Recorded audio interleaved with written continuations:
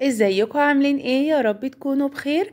النهارده ان شاء الله هنعمل طواجن المكرونه باللحمه المفرومه اللي بناكلها في المحلات الكشري. هنعمل 3 طواجن بربع كيلو لحمه مفرومه بس. حجمهم كويس جدا زي ما انتم شايفين كده. جربوها وان شاء الله هتعجبكم. ندخل بقى على الطريقه. هنا دي طاسه على النار، نحط فيها شويه زيت مش كتير. دي بصلايه كبيره معاها فلفل احمر وفلفل اخضر، ضربتهم كويس جدا في الكبه. نسيبهم كده لحد ما يتبلوا شوية، بلاش يغيروا لون، لا انا عايزاهم يتبلوا بس. حطيت عليهم ملح وفلفل والسبع بهارات. انا في الاكلة دي مش هحط بهارات كتير او توابل كتير، لا، ملح وفلفل والسبع بهارات بس. تقليبة بقى.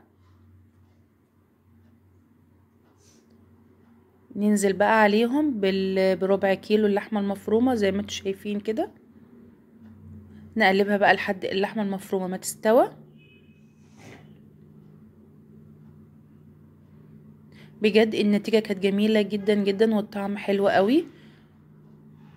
مش لازم نعمل لحمة مفرومة كتير عشان ناكل الطواجن دي، لا، ربع كيلو لحمة هيعمل لك 3 طواجن حلوين جدا جدا وهيكفوا العيلة بإذن الله.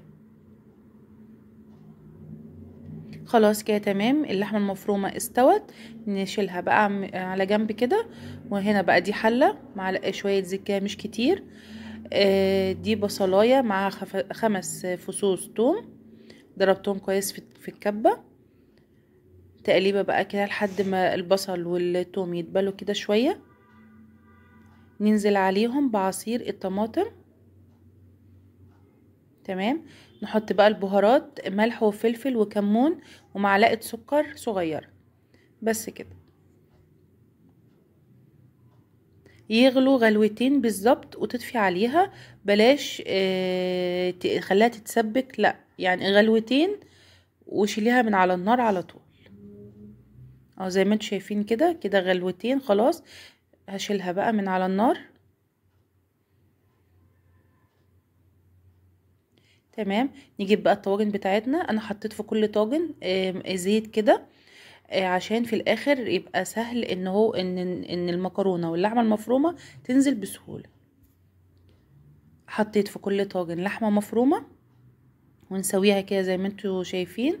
والطاجن ده على فكره مش صغير، لا حجمه حلو جدا جدا.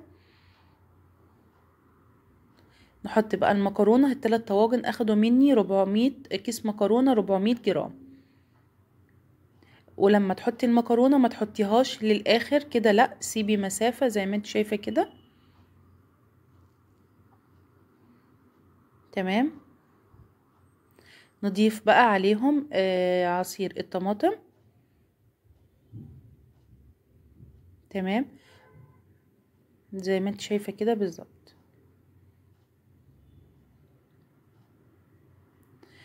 حلو كده.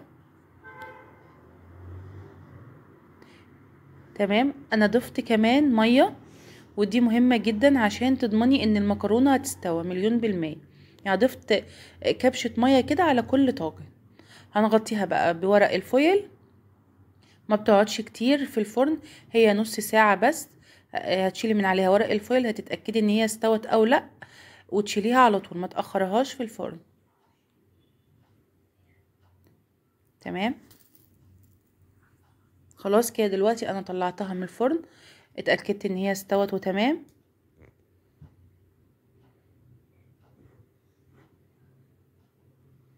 نعمل كده بالمعلقة بس كده عشان تبقى سهلة ان هي تنزل بسهولة. بجد جميلة جدا جدا. وربع كيلو لحمة المفرومة عمل 3 طواجن حجمهم كويس جدا حلوين جدا. بجد هيكفوا العيلة بتاعتك بإذن الله. جربيها وإن شاء الله هتعجبك.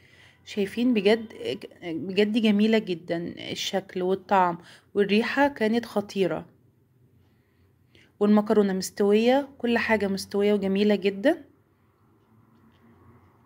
جربيها وإن شاء الله هتعجبك. مع السلامة.